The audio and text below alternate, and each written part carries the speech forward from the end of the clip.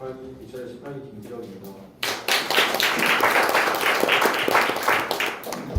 실장 무슨 수를 써서라도 이긴다. 소련 스타일입니다. 경쟁적인 협상가는 거의 모든 일을 계속해서 이기고 싶은 싸움으로 여깁니다. 그런 사람은 상대 측의 필요와 수용 여부에 대해서는 걱정하지 않고 무슨 수를 써서라도 자신의 목표를 달성하려는 거친 싸움꾼입니다. 파자는 이런 자기중심적 전략을 소련 스타일이라고 부릅니다. 모든 소련 스타일의 사람들은 협상 과정에서 똑같이 6단계를 거칩니다. 첫 번째는 극단적인 초기 입장입니다. 항상 지나친 요구 혹은 터무니없는 오퍼를 내세워 상대 측의 기대치에 영향을 미칩니다. 예시로는 소련은 롱아일랜드의 북쪽 해안에 위치한 넓은 토지를 획득하는 데 관심을 보였습니다. 근데 그 당시에 땅의 가격은 감정가는 42만 달러였습니다. 하지만 소련의 초기 제시가는 10만 5천 달러였습니다. 터무니없는 거의 가격인데 이런 협상을 통해서 상대방은 결국 42만 달러에서 36만 달러로 가격을 낮추었습니다. 두 번째는 제한된 권한입니다. 협상가들이 양보를 할 수 있는 권한은 극히 적거나 없습니다. 예시로는 소련과의 앞에서 이제 소련과의 거래를 하게 될 때면 협상 테이블에서 앉은 사람은 양보나 합의를 할 제한권이 없습니다. 왜냐하면 중앙위원회에서 선택된 간부만이 결정을 할 수 있습니다. 그래서 이 말인즉슨 내가 오퍼를 넣거나 나는 오퍼를 넣거나 양보를 할 수 있지만 상대 측은 내게 줄 수 있는 것은 오직 하나 동료일 뿐입니다. 세 번째는 감정적 전술입니다. 감정 전술은 얼굴을 붉히고 목소리를 높이고 몹시 화를 내며 우위를 차지합니다. 예로는 소련의 흐르쇼프가 있습니다. 소련의 흐르쇼프는 유엔 회의장에서 신발로 테이블을 두드리고 주위를 흩뜨리며 상대를 위협하고 인신 공격까지 감행을 하였습니다. 이렇게 사람들은 힘과 결합된 부조리에 맞닥뜨릴 때 불편함을 느낍니다. 심지어 다치지 않으려고 그냥 위협에 굴복하는 경향도 있습니다. 네 번째로는 적의 양보를 약점으로 간주합니다. 당신이 굴복하고 무언가를 양보하더라도 상대는 그에 보답을 하지 않습니다. 예로는 한국 전쟁 당시의 휴전협정에서 유엔 협상부는 많은 부분을 양보했지만 북한 즉 소련인들은 오히려 이것을 약점으로 인식했고 그 결과 그들의 협상 태도를 오히려 확고히 굳혔습니다. 다섯 번째는 양보에 인색한다는 것입니다. 양보를 최대한 미루고 꼭 해야 할 때는 그들의 입장에 거의 영향을 미치지 않는 아주 작은 부분만 양보합니다. 여섯 번째는 마감 시한을 무시합니다. 그들은 인내심이 있고 시간이 아무 의미도 없는 것처럼 행동하는 경향이 있습니다. 소련과 협상을 할 때면 모든 게 제 시간이 시작되지만 끝없이 지연됩니다. 마감 시한이 가까워져도 그들은 서두르지 않습니다. 일례로는 앞에서 이제 소련이 롱아일랜드 북쪽 땅을 구매를 한다고 했는데 그때 당시에 이제 12만 5천 달러에서 36만 달러를 이제 제시를 상대편에서 했는데 소련 측은 다시 13만 3천 달러로 오퍼를 넣었습니다. 하지만 그때도 소련은 아주 천천히 다음 행동을 개시했습니다. 이들이 마감 시한을 기준으로 언제 오퍼를 넣었는지 이 오른쪽 밑에 금액을 보시면 되는데 이 수치를 보면 소련의 모든 활동이 사실상 마감 시한 5일 전에 몰려있음을 알 수 있습니다. 결국 소련은 현금 유동성 문제를 겪고 있는 그 소유주에게 21만 6천 달러를 지불하고 땅을 사들였습니다. 결론은 소련식 경쟁 스타일의 협상 전략을 자세히 소개한 이유는 여러분이 이 방식을 행하길 바라서가 아닙니다. 여러분이 이 전술을 알아차리고 거기에 희생되지 않기를 바라기 때문입니다. 왜냐하면 간파된 전술은 전술이 아니기 때문입니다. 소련식 전술이 먹혀들려면 세 가지 기준이 있어야 됩니다. 첫 번째, 관계가 지속되지 않아야 됩니다. 즉 일회성 거래일 때만 유효합니다. 두 번째로는 나중에 후회하지 않아야 됩니다. 즉 양심의 가책이 없어야 됩니다. 세 번째는 피해자가 몰라야 합니다. 순진한 사람들을 밟고 일궈내는 값싼 승리라는 걸 알게 되면 피해자들도 반대로 이제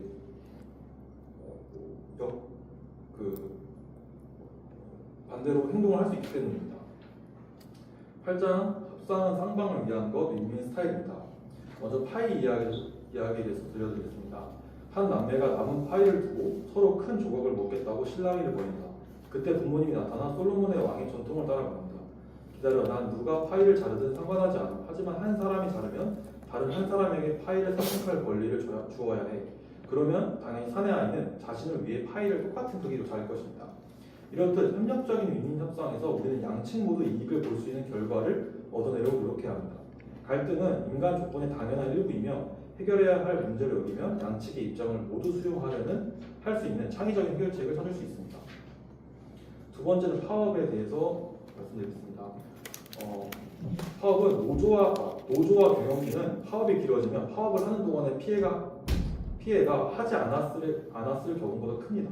즉 양측 모두 파업으로 손해를 보는 것입니다. 그렇다면 이런 논리에도 손해를 끼치는 파업을 종종 우리는 목격합니다. 왜 이런 일이 일어날까요? 그 이유는 대부분 협상에서 우리는 대개 고정된 총액, 즉 돈에 관한 이야기만 할 때입니다. 협상을 할 때는 항상 왜 협상을 할 때는 항상 돈이나 뭐 임금 등의 이런 부분에서만 이야기할까요? 그것은 바로 돈은 특수하고 정밀하며 수량을 나타낼 수 있기 때문에, 즉 측정할 수 있기 때문입니다. 하지만 대부분의 협상이 돈 위주로만 돌아간다고 생각하면은 그것은 잘못된 것입니다. 상대의 다른 필요사항을 무시하고 돈에 관한 필요사항만 만족시킨다고 해서 그들을 기쁘게 만들 수는 없습니다. 먼저 예시를 들어보겠습니다. 만약에 750달러의 시계를 500달러에 구매하려고 흥정을 한다고 가정을 해봅시다. 그때 내가 판매자에게 이제 초기 제시가를 250달러에 오퍼를 넣었다고 했을 때 상대방이 그냥 바로 흔쾌히 오케이를 한다면 비록 그 시계를 저렴한 가격에 살 수는 있지만 마음 한켠이 찝찝할 것입니다. 왜냐하면 이 시계를 고장까지 나왔나? 이 제품이 별로인 것은 아닌가? 라는 식으로 생각할 수 있기 때문입니다. 그래서 약간의 실랑이와 대화를 통해서 신뢰를 구축할 필요가 있고 더불어 약간의 흥정이 필요합니다. 협상은 결코 공개적으로 이야기한 내용이나 가격 등 협상에 논의된 내용만 가지고 하는 것이 아닙니다. 토론되는 내용과 고려하는 방식은 심리적 욕구를 충족시키기 위해 사용됩니다. 협상은 단순히 물질적 대상만을 교환하는 것이 아닙니다. 협상은 이해와 믿음, 수용, 존중, 신뢰를 발전시켜 나갈 수 있는 행동과 태도의 한 방법입니다. 그래서 접근 방식이나 목소리 톤, 태도, 이야기, 전달하는 방식 등이 중요합니다. 이제 협상과 관련돼서 윈윈할 수 있는 방법에 대해서 말씀드리겠습니다. 첫 번째로는 필요를 충족시키는 과정을 이용해야 합니다. 협상을 시작할 때는 부드럽게 접근을 해야 합니다. 그리고 상대의 관점 혹은 기준 틀에 따라 문제를 보려고 노력해야 합니다. 상대의 이야기를 공감하면서 듣고 말을 하는 동안 반론을 하지 말고 까칠하게 대하지 말아야 합니다. 이러한 매끄러운 태도는 당신의 말을 부드럽게 하고 행동을 성스럽게 하며 마찰을 최소화할 수 있습니다. 이 말의 즉슨 과정도 성공에 중요한 영향을 미치기 때문에 협상 하나의 접근 방법에 문제일 수 있다는 것입니다. 두 번째로는 필요사항을 조율하거나 협의해야 합니다. 모든 인간이 다르다는 사실을 깨달으면 양측의 목표가 상호 배타적이지 않을 수 있음을 알게 됩니다. 이런 분위기에서는 허심탄회하게 신뢰를 갖고 태도와 사실, 개인적 감정, 필요사항을 서로 교환할 수 있어야 합니다. 이런 자유로운 상호작용과 공유가 이루어지면 양측을 모두 승리자로 만들 창의적 해결책을 찾을 수 있습니다. 갈등은 인생에서 피할 수 없는 부분이며 우리 중에 일부는 반대되는 목표를 가지고 있습니다. 첫 번째로는 경험입니다. 우리는 서로 경험하는 것이 다르기 때문에 사물을 보는 방식이 다릅니다. 두 번째로는 정보입니다. 상이한 정보를 기반해서 일을 한다면 우리는 결국 완전히 상반된 입장을 갖게 될 수 있습니다. 그래서 그로 인해 생기는 우리의 갈등을 최소화하려면 서로 지식, 즉 정보를 공유해야 합니다. 그리고 관점조차도 이해를 하려면 명확한 실체를 제공을 해야 되며 어쩌면 우리가 하려고 하는 것은 논쟁이 아닌 교육이라고 할 수 있습니다. 세 번째 역할입니다. 역할에 따라서도 사람들이 가지고 있는 그런 관점과 행동이 다를 수 있기 때문에 항상 태도를 생각을 협상을 할 때 이렇게 말하는 법을 배워야 합니다. 내가 저쪽 편에서 그쪽 고객의 입장을 대변했다면 나도 비슷한 입장을 스트레스를 줘야 하고 생각할 수 있어야 합니다. 그래서 결국 상대 측의 제약, 문제, 진짜 필요한 사항을 인지하는 데 도움이 될 것이며 이런 관점을 갖는 것이 창의적 문제 해결의 핵심입니다. 결론은 성공적인 협력적 협상은 상대 측이 정말 원하는 것이 무엇인지 알아내고 상대 측에게 그것을 얻을 수 있는 방법을 제시하면서 당신이 원하는 것을 얻어내는 것입니다. 9장은 상호 만족을 위한 협상의 기술입니다. 상호 만족을 이루려면 먼저 신뢰가 구축돼야 됩니다. 양측이 서로 정직하며 신뢰할 수 있다는 확고한 믿음을 가져야 합니다. 그렇다면 어떻게 신뢰 관계를 구축할 수 있을까요? 두 가지 단계가 중요합니다. 첫 번째 단계 사전 협상 단계입니다. 사전의 준비 단계인데 이제 준비 단계에서는